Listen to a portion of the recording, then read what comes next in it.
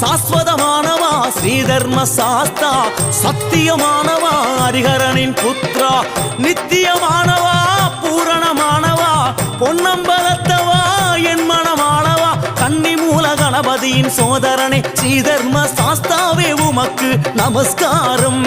கன்னிமாறும் சுவாமிமாறும் ஐயப்பமாறும் கைதொழுதும் ரூபம் பல காட்டி அருள் தர வேண்டும். சுவாமி என்றால் யாருங்க? சாஸ்தாவும் யாருங்க?